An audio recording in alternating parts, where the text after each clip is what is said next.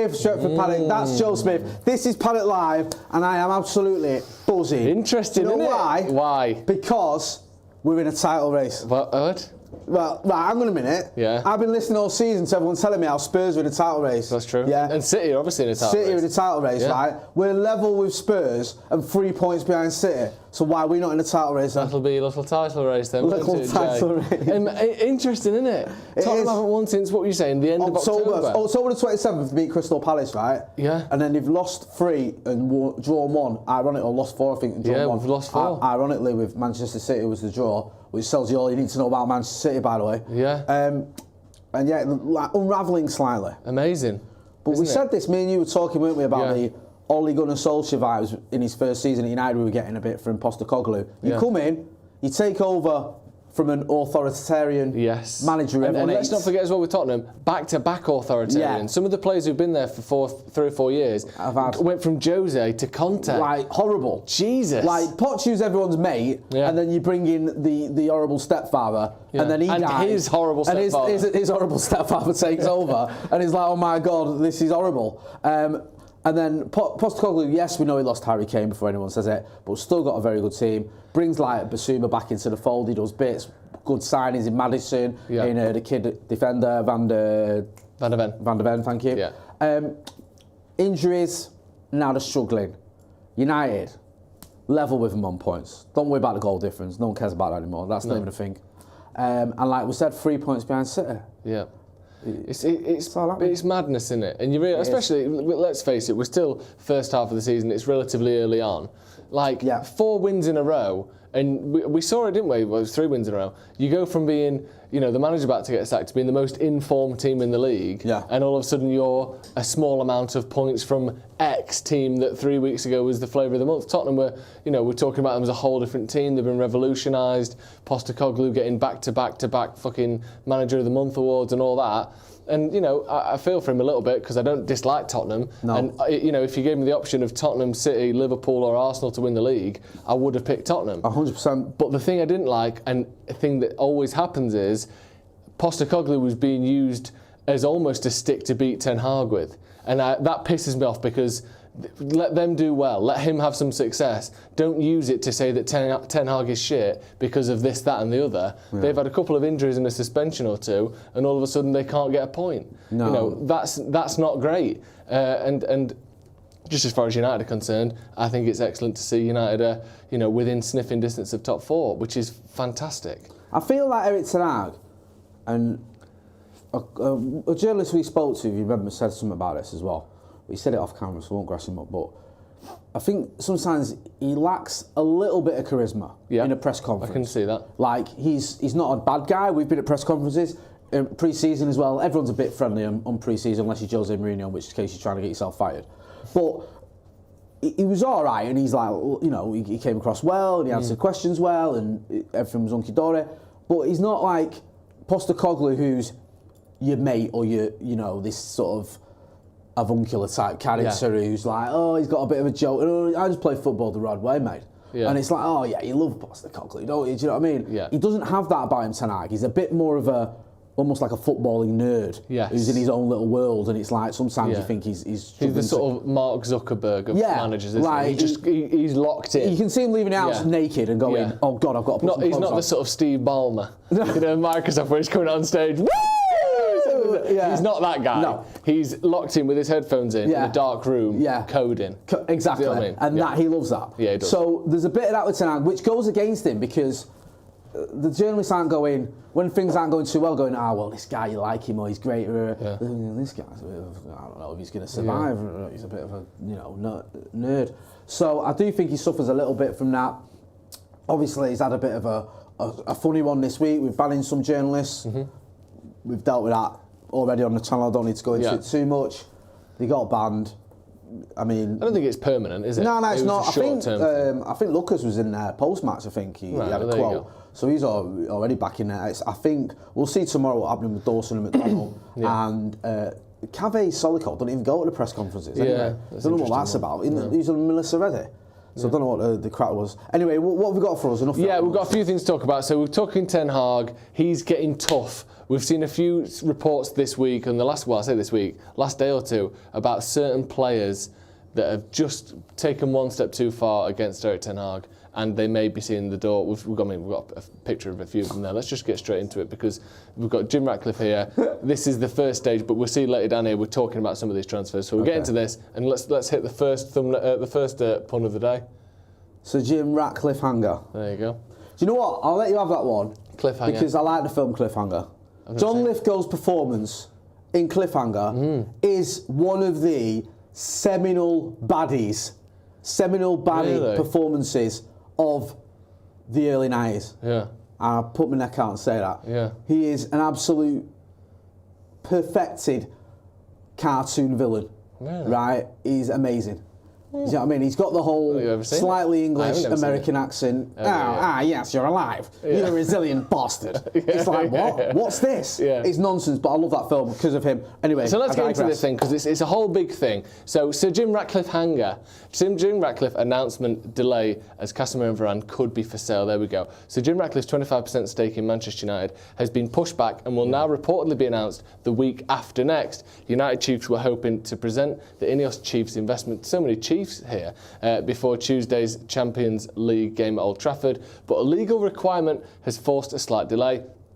United are reportedly set to listen to offers for Raphael Varane and Casemiro in January. Casemiro, 31, and Varane, 30, have been at the top tilt this season, with both currently carrying injuries. There you go. So his first actions could be to sanction a few big sales. What do you think? Why is it being delayed again? Well, it was meant to be Thanksgiving. That's like a month ago. I could say there's too many Chiefs and not enough Jeez. What's the actual Too saying? many Chiefs, not enough Indians. Oh. That's the saying. That's not bad actually. Yeah, I mean, slightly probably problematic in this day and age. probably isn't it? problematic in its phrasing. Yeah. But Ineos. I've said worse.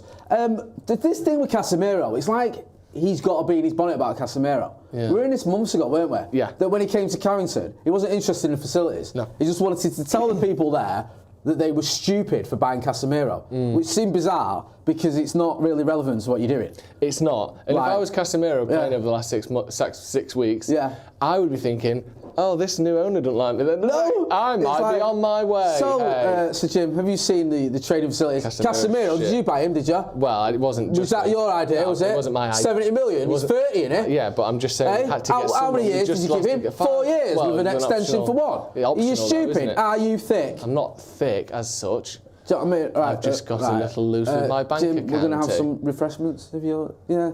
How much they cost? Same as Casemiro. Right, Jim, just forget the catering actually is on a 4-year deal. Yeah, like, forget the Casemiro thing, Jim. It's getting weird. And that's just Kath on reception having to field those questions. Getting absolutely blitzed. Casemiro been in today. Ratcliffe's over the desk. Kath got to buy the scuff. What side of Casemiro come training? Does he even come here on time? 70 million quid he better had. I don't know. Yeah, he just doesn't like the geezer, does he? Scared, Jim. I think he wants to make some statements. And I don't think he's going to buy us the marquee signing we hoped he was going to. I think he's going to do some marquee sales. Yes. And I think Casemiro and Varane are going to go. There's still a little part of me that feels Casemiro could have a future at United. Because I think early on in the season he wasn't playing well. But early in the season he was getting forward a lot. He scored some goals and it felt like he was allowed to do that. And I just feel like if Erik ten Hag said to him, right, when he comes back, forget that. We've got McTominay for that. You're sitting in front of that defence. Or even you're sitting in front of Neds and I'll stick an Amrabat or a Mainu next to you. You'd be all right then. Yeah. There's still a chance that a world-class player like Casemiro can give us another year or two. I agree. I think his situation and Varane's are almost being sort of intertwined because they both came from Madrid and da-da-da-da-da. But they're different. Yeah. You know, Varane has been injury prone the entire time he's been at United. Casemiro hasn't really. Also, Varane's retired from international football. There are much more noticeable signs of wear and tear with Varane than there are with Casemiro. And also, I think that Casemiro is still at a higher level than Varane is. You know, I think Varane's still a very good player. And if you could say he's not going to get injured between now and the end of the season, I'm certain that by the end of the season he would be our starting centre-back. But you can't. And with Casemiro, I know he's injured now, but last season, you know, he was available for a lot of games, big games as well. and I think that we've got less options to rotate there as well in midfield. I think that Casemiro, like you said, has got a much better chance of sort of outlasting this January transfer window, whereas Varane, by the looks of it, doesn't. No, it's also very rare, it does happen, for a midfielder to be done at 31. Yeah. Like, strikers can be. If the pacey strikers, if you're a Michael Owen or whatever, you just rely on your pace. But once you get to sort of 29, well, 30, past 30, yeah, and especially if you have injuries, that can be it. A midfielder, especially someone who's like quite good at reading the game, you're 31, you think, yeah, you get another season out of this guy. Yeah. So I'm not saying we'll have to wait and see, but it might be a little bit hasty in saying he's done out here.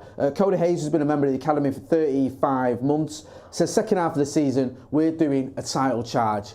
Yeah, why not? Do you know what, right? There's only one way I will believe that is going to happen. And it's the biggest result we could get. But if it does, I will fully believe we If we beat Liverpool 3-0 at Anfield. Or even 1-0, yeah. But yeah, or if you want to make it 3-0, yeah. Definitely. If we won at Anfield, then I'd be fully on board. It's when it's coming. But I don't think we will. No. Christopher Matthews has been a member of the academy for 21 months. Does Sir Jim give Eric Ten Hag to the end of the season to improve things, or will he be out if things don't improve by the end of the next window? Joseph? I think he gives them to the end of the season, unless the results go dramatically downhill from here. Not that they're particularly at the top of a hill at the minute, but I think he won't be any harsher than we would have expected from the Glazers or whatever. Because the other thing to remember is Jim Ratcliffe isn't the only one making the decision on the new owner. He's not. He's slightly more in charge than anyone else has been so far, other than the Glazers. But the Glazers are still there, and also the Glazers still own more than he does. So if he wants the Glazers, if he wants Ten Hag out and the Glazers don't, he ain't going anywhere. No. The difference is he's got a structure in place and all the other things that the Glazers have never really fancied doing. But I don't think he's going to come in and change everything, because even if you just think of it as like a scientific perspective, you don't want to change everything because then you don't know what the problem was. Do you know when you're testing for allergies? Yeah. You do it individual dots for each thing, not just all at one, because you're going to get some. You know, there are shit problems with Manchester United, but if you just get rid of everyone, you never know what was working and what wasn't. You have to try things for a little bit before you just blanket everything. Wouldn't like the first 6 months, whatever, to summer be a good time just to assess? Exactly. Yeah, that's what I'm saying. Yeah, sorry. I agree. No, I agree with you. Like, I get it. We want transfers. I want transfers more than I want trophies. Right? I'm not bothered about winning titles and Champions League. I've seen all that. Just get big signings. I think post Fergie it's been mint. Yeah. Like I think it's better than. I think post Fergie it's been better than Fergie era. Yeah, because where was Falcao with Fergie? Like Fergie made one big signing for Ronaldo. We'll just get a few English ones like Rio and then we'll get like Smalling and Van der Sar for a few. Actually, it's mad. Actually, we never really went mega under Fergie, did we? After. Sort of Rio was the last one that was like, and Varane were the last ones that were like, that's a lot of how much you earn. Yeah. And then once the Glazers came in, I suppose that maybe that's it. It kind of worked for them because I think he'd had his fingers burnt with the whole Rocky Gibraltar thing. Yeah. And also he was a bit of that mindset, wasn't he? Yeah. Like, do you remember when he paid 6 million for Chicharito and apparently he didn't want to pay 6 million for Eden Hazard's agent fees, whatever it was? Because he's like, I got Chicharito for that. Yeah. Why would I pay that for agent fees? I don't think he was quite, well, you're going to have to. And it was more like how City are, other than Grealish. I know Haaland's a sort of weird different thing, but other than Grealish, they've never been like record holders, have they? No. For years, it was Mahrez at 65 million was their biggest signing. And we bought Lukaku for 75 and Pogba for 90 after that. And then obviously Grealish is a bit different, but typically, they don't go out and go 100, 150. It's 60, 50, 70, 50. I'm just hoping that the whole atmosphere around the club changes when he comes in. I just don't know if it's going to change when he comes in or what it's going to take for the Glazers to go. Yeah. For that to happen, but I'm hoping there's going to be a little bit. I know people go, well, it doesn't affect anything. I think it does affect you a little bit. Go on, the next one. Yeah, what we got next? Ran back to me. Yeah, he ran back to me. Varane back to me. Raphael Varane makes huge decision on Man United future amid Bayern Munich and Saudi interest. Now this is from, we've got Team Talk as the quote at the bottom here, but this was on Sky earlier. They were reporting this with one of their Team journalists Talk, as well. they've done bits, haven't they? Yeah. Manchester United said about Raphael Varane has reportedly decided to remain at Old Trafford despite being linked with a move elsewhere. A number of players are being linked with moves away from United in January, with Varane being targeted by European giants Bayern Munich and several Saudi clubs. As previously revealed by Team Talk, United would be tempted to accept a £35 million bid for Varane in January. Despite the links with Bayern Munich, it now seems that Varane is determined to stay. interesting, I find that United are willing to let him go, first of all. Not that I'm surprised by it, but usually if a club wants you out, you probably leave, unless, and United have seen this a lot over the last few years, your wages are a problem. That seems to be the biggest stumbling block that we've had as a club anyway. Usually it's not like, no, I'm staying. We've had that a bit with Phil Jones maybe, but again, it was the wages. The reason United can't get rid of Sancho for the transfer fee we want is the wages. The same with Varane. They were saying on Sky before, United are keen to sell, or willing to sell. Bayern would like him, but they are more looking at a loan with a possible option to buy. Apparently United want it to be a full sale or an obligation to buy. But again, they said the wages are an issue because he's on 16 million quid a year or whatever it is. Like, they don't pay that for centre-backs. No. So, it's going to be tough. And wherever he goes, it's going to be tough. We give players wages that are like in line with the biggest and best players in the world, and then they have a bad time at United and we try and sell them when their stock is lower than it was when we bought them, and you can't get rid of them. No, of course you can't. That's been the problem we've had ever since Sir Alex Ferguson retired. Yeah. We've put players on big contracts, long-term contracts, and when it's all gone Pete Tong, a new manager's come in who just doesn't fancy him, and we can't move them on, like you say, and they just end up in a scenario where you've either got players going for an absolute bargain or just sticking around there. Like you said, you nailed it, bro. It's a weird one, Varane, because still part of me that really likes the guy. Me too. I'm not falling out with him or anything, like, I don't dislike him, but on his day he's mint. He's a good crowd-pleasing guy. He's always giving it that to the crowd, and I like his energy in that respect. But he is injury-prone. He doesn't get enough. Like, he isn't consistent enough in the amount of appearances he can make. I know he's been dropped, and now there's this injury where he's not in the squad, and it's another knock. But is it because there's rumours he's unhappy? It just seems like it might be a good time for him to move on. Now, Harry Maguire has proven that you can't write anyone off. Because Harry Maguire was the most written off of the written in office people, if that's even a sentence. That is a real sentence. He was, wasn't he? He was done. Yeah. Like, you would have struggled to find anyone who was like, we need to keep Maguire, Like, most people, you've been one of his biggest defenders, and you were like, it's probably better if he moves on now. Yeah, For him and for the club. I didn't see him being anything other than a figure of fun. Yeah, and it's not nice. No, it's not. And like, fifth choice centre-back at one point, if you can get 50 million or 40 million for him, 30 even, get rid. But he's turned it around.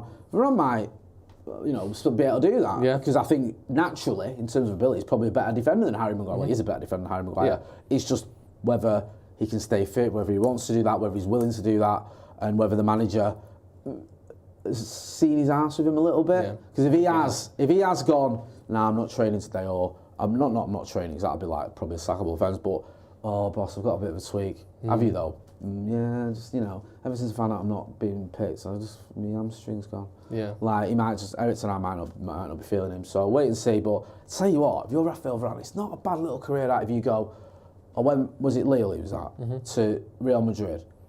I went from Real Madrid to Manchester United. I know it's not a great Manchester United side, but it's still one of the biggest clubs in the world. And I went from Manchester United to Bayern Munich. That is like... And well, maybe not this year, but you would think if he stays there for more than 1 year, he's winning a title there as well. That's the big hitters, isn't it? Yeah. Like, of world football. Fair play to him. Get involved in the comments in the chat. Let us know what you think. Santa Notch says, The Written Office. Good band name. Yes, well said. Hit that like button as well, please, people. There's over 1,500 people watching and not even 200 likes. In the words of Liz Truss, that is a disgrace. What we got? What's next? Come on, producer Ollie on it today. The steaks are tasty. Ooh, the steaks are tasty. The problem with that one, I would say, is usually what's in brackets is not optional, but sort of extra. Yeah. That by itself makes no fucking sense whatsoever, does it? You couldn't just have a headline that was the steaks. Yeah, I get what it means, but it isn't in and of itself a headline, is it? Do you know what I mean? Oh, hang on a minute. What's the story? Morning Glory. Yeah, you know what I mean? Joe makes a good point here, but I think we're going to talk about shares. Oh yeah, go on. This is the part of the show every week where Jay checks his stunning Manchester United share portfolio. Because I've not been consulted on this, by the way, so this might not be happening until I get told. Yeah. Oh, Joe. Oh no, what's happened? We've had a bad day. What's happened? I better message my missus and get us back on smart price beans. We've lost 1.36% today. which in monetary terms of what I've got is 25 cents. Oh my God. So what are you on now? We're down to $18.39. Dollars? Yeah. What's that, 14 quid? Yeah. Oh, God. Do you know what? I thought, mate. Are you Class A or Class B shares? They invented another one, didn't they?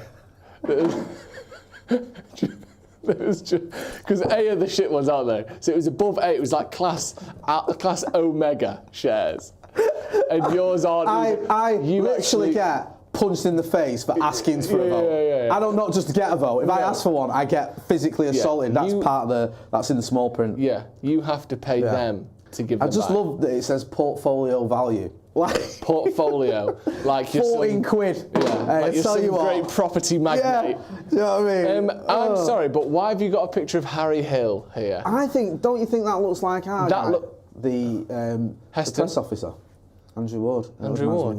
Does it? Yeah. I think he's more. To me, it is Harry Hill meets. What did I just say? Harry Hill meets Heston Blumenthal. Heston Blumenthal, there's a name you don't hear very often. What's he up to now? Is he still making cakes or not? Yeah, he's still got his Michelin star and that. Yeah, he's quite good at the minute. Yeah, he is. Let's get into this. Ineos's Sir Dave Brailsford, Jean-Claude Blanc meet Manchester United executives at Old Trafford. Sir Dave Brailsford and Jean-Claude Blanc of Ineos met Manchester United executives at Old Trafford today as Sir Jim Ratcliffe's acquisition of a 25% stake edges closer. Brailsford, director of sport at Ineos, and Blanc, who left an executive role at PSG to oversee the entire Ineos sport portfolio. Now, there's a fucking portfolio you can set your watch to. None of this $16 worth of garbage that you've got. This $18.39, get it right. This bastard's got the lot, man. He's got Lille. He's got Lucerne. He's about to have 25% of Man United. And you show up with your little, what is it, your little banking app. Me and Jim are in the same field. What, in that you both own portfolios? Yeah, we've both got portfolios. I've got $18.39 in Manchester United. He's got $1.8 billion worth. Between us, we've got $1.3 billion, $18.39. That's not bad, is it? Do you know what I mean? It's not nothing. We're doing all right between the pair of us. Yeah, they're expected to be heavily involved in revamping United's footballing operations once Ratcliffe's stake is approved. As we know, United's football director John Murtaugh and interim chief executive Patrick Stewart were in attendance to meet the pair. One. Yeah, he's got a touch of the Patrick Stewarts to him as well. He's sort of pitched himself in the middle of three quite different men there, hasn't he? We've got Blumenthal, Stewart, and who's the other one? Harry Hill. Harry Hill, you're very wacky, kind of silly comedy. Yeah, just Heston Blumenthal is sort of scientific precision personified. With he's putting on clover leaves with a fucking pair of tweezers. Yeah, nice. And then you've got who's the other one? Patrick Stewart. Patrick Stewart, of course. One of the leading thespians. One of the great thespians of our time. Yeah. Someone who can sort of bring light and shade all at once. So any role. Yeah. Well, hopefully he can embody all three of them. Yes. In his new role at Manchester United Football Club. Yeah. That's what you need. Hopefully he'll be getting a Michelin star. Yeah. And it won't all be one big act. Yeah. And you know what, Jay? Go on. There's only one way to find out. Fight. Is that there's your little Harry Hill reference as well there. We've got them all out. Big Dog, who's already shouting at me for not reading out his super chat, says, who can we buy or what positions can we fill in January to help this season? I don't think we can buy anyone of note, unfortunately. Can I not dream? Go on, dream. Ivan Toney. But they're going to want 80 million for him. I know, well, why don't we just tell him that Anthony Martial's really good? Swap him. Straight swap. I'm sure he'd love to go to Brentford. Has anyone ever? Hey, I'm sure that's top of his list. How possible would it be to just convince Ivan Toney to turn up for United training and convince Martial to just turn up for Brentford training and pretend that nothing's happened? That would be hilarious. Is that possible? Why? What legal... Here's what I'm going to say. Is any of my DNA tied to my passport? Or is it simply just a picture of a bloke who looks like me? Right. If I just say, no, that isn't me, that passport. Yeah. What can they do to say, yes, it is? Section you. Yeah, they can do that. Right. If Anthony Martial turns up at Brentford and says, I'm Ivan Toney. Isn't Bet365 a laugh? Yeah, I won't be having a flutter today. I'll get myself in trouble last time. Brooks, I'm 11, I've gone broke. Yeah. I haven't played in 9 months. And if Ivan Toney rocks up to Carrington going, bonjour, they're going to go, What are you doing? Why are you talking? Yeah, you never talk, Anthony. What are you? Yeah. Why have you not even got your gloves on? What's the matter? No, there's no at United. No one would notice, right? Because everyone, other than Ten Hag, everyone's just like not even paying attention at United. No. At Brentford did now. Yeah. But United, they'd be like, yeah, that seems about like, whatever. Yeah, is that him? I don't know. Yeah. You could check, that sounds like the sort of trick that Gazza used to do in training, didn't he? Yeah. He always used to do things like that, didn't he? Just turn up and pretend to be someone else. Like the one where the ball went out of the back of the training fence, so he ran off to go and get it. I didn't come back for 4 days. and then he came back with the ball. Like he'd just been a minute. Like just little things like that. Like he'd been to Narnia, like Edmund. Yeah, he just came out in his full kit with the ball in his arm, like, it took me ages to get that. That's like really just funny. quirky little things that he got away with when he was, before it all went wrong for him. Brailsford looks like Patrick Stewart, Eston Blomsall, and who was the other one you said? What? Harry Hill. Harry Hill, thank you. We'll see what happens with the tasty steaks. It's clearly still on though, isn't it? The key thing here is they're walking around Carrington, they're at Old Trafford, it's still on. They're looking into it, it's going to happen. There is probably a Twitter account somewhere called Sheikh Jassim United Forever, saying the reason it's not happening is because Sheikh Jassim's going to make an 11th hour bid of 87 billion and he's going to rebuild Old Trafford using platinum bars. Yeah. But yeah, it's going to happen. Go on then, let's move on. What we got? Here we go. There's a lot of bracket work tonight. Eric isn't tender Haag. If you're tender, you're kind. Yeah, we know what the word tender means. No, you've just had to explain it, right? No, he didn't even explain the pun. He told us what the word tender means. Like we're both two fucking idiots. Oh, that tender. Stood up going, I thought you meant like, an offer. I thought you meant legal tender. Yeah, I'm glad you've explained it for us, Elvis. Cheers for that, Elgar. Right, let's get into If you're tender, you're kind. We know that, right? Eric isn't tender, Haag. It kind of I think we're sort of a quarter of the way to a pun there. I think his reaction sums it up. Yeah, I agree. Right, He's just heard that pun. Yeah, let's get into this. Ten Hag refuses to give in to demands from senior players for more days off after players' leadership group complain. I think that's meant to say it's like missing an L there. Campaign. Yeah. You know what I mean? That's not a word, last time I just checked. heard producer Ollie gasp behind the camera. Considering you sat there giving English lessons a minute ago. Yeah, we don't know what the word tender means, but you don't know what the word campaign means either. Right, let's get into this. The Manchester... Wow, that was a huff and a half, that. He's rethinking the lot. The United manager is understood to have fielded several complaints from members of the players' leadership group in recent weeks over the workload, with particular gripes over the limited number of rest days they are given and the squad's inability to plan their time off. The leadership group comprises a number of senior players, including Captain Luke Shaw. What? Is Captain Luke Shaw his moniker when he's wearing a little superhero outfit? Because he ain't Man United captain. Marcus Rashford, Rafael Varane, Casemiro, Lisandro Martinez, and reserve goalkeeper Tom Heaton. Although not all of them have complained, and the vast majority of the squad are supportive of the manager. Where's this come from? Captain Luke Shaw. That was in the article. I didn't write it in. Did you copy and paste that? If so, then yeah, that's fine. You know that Luke Shaw's not the captain, don't you? No, I didn't. That's weird, isn't it? I wonder. So no, and this. He might be captain of the leadership group. He might be captain of the leadership group. That's why. What? What is going on? Captain of the leadership group? This is so fucking you know David Brent. I've never even like assistant to the regional manager. You're not captain of the leadership I've group. not got an armband when we take it to the field, but I am technically the captain because Bruno's the captain of the team. I'm captain of the leadership group. Which, when you think that's the senior players. Yeah, exactly. Leadership group. So if you think what's bigger, what's sort of higher up, the leadership group or just the players? So I'm captain of the leadership group. But I let Bruno do the coin toss. And on the pitch? What, that shitty old little thing? Yeah, he does the. I'm the real captain. Yes. That's insane. And also, why is Bruno Fernandes, the actual captain, not part of this leadership group? It feels like a coup.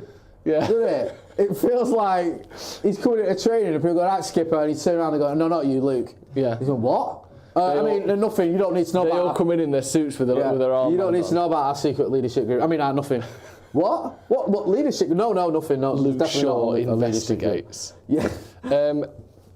Isn't this slightly in contrast to? Didn't Scott McTominay say that they'd been given an extra rest day, or the workload had been slightly lighter? Do you know what I do, Joseph? What? And maybe I'm old-fashioned. When I read an article, and in the article is a blatant error that my 7-year-old daughter, in fact she's 7 later on this week, would know, then I ignore the entire article. Because I think if you honestly write an article and in your mind, Luke Shaw is the captain of Manchester United, then you don't know what the fucking hell you're on about. I think Captain Luke Shaw is when he gets dressed up. I think he wears a little cape. Yeah. He's got a little skirtlet. Yeah. And he's sort of like Captain Marvel, but it makes him call him Captain Luke Shaw, and he sort of comes in like that. Yeah. He wasn't really injured. He was just playing a captain. Ten Hag, can I have a little chat, please? Yeah. And he's like, Captain Luke Shaw here.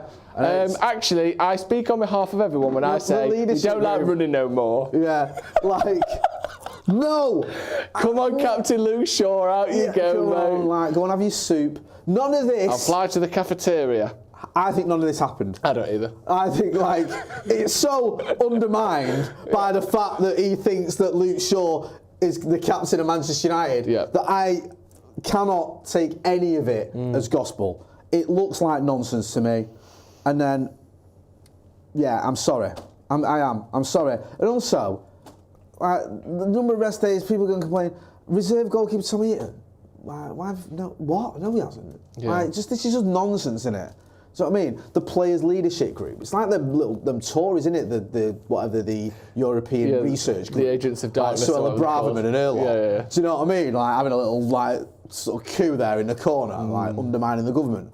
Yeah, I don't believe any of it. No. Do you know what I mean? And it's like the fact that someone's wrote Captain Luke Shaw, the editors looked at it and gone, yeah, that's fine. The sub-editor's gone, yeah, Captain Luke Shaw. Because it's not like many people know the captain of Manchester United is. It's Luke Shaw. Yeah, do you know what I mean? It's like, it's one of them great unknowns. Yeah. And then they've gone, yeah, print that. Yeah, put that on the website, yeah, that's fine. Do you know what I mean? Like, ridiculous. Honestly, I'm sorry. Get involved in the comments.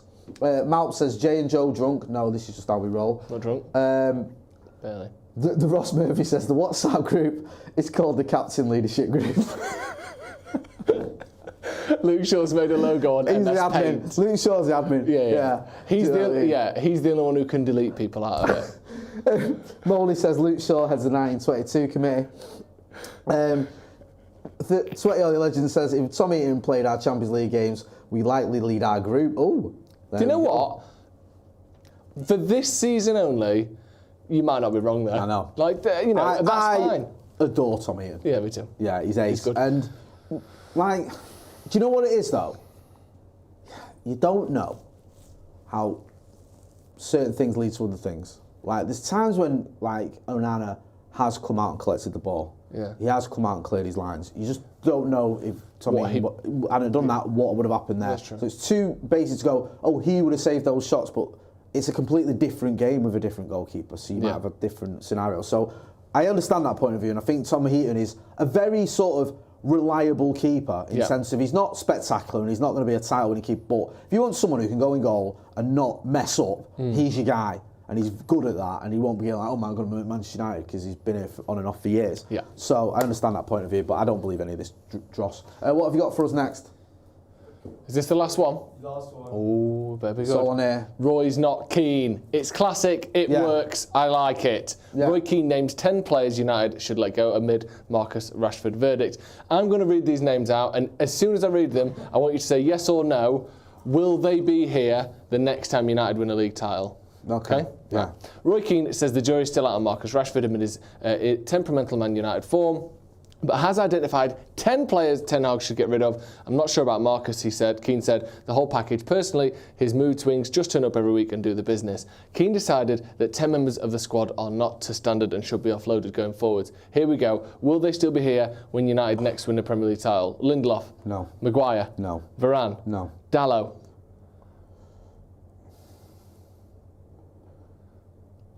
Yes. Evans? No. Amrabat?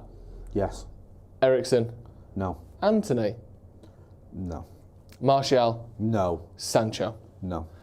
All fell under this category. There you go. And I'd have to Andy's got an outside most chance of as a squad player if we ever get our act together. He's only young and the manager bought him, so if we won one under Ten Hag, then why not? But I don't see it. I don't see him being part of a title-winning squad.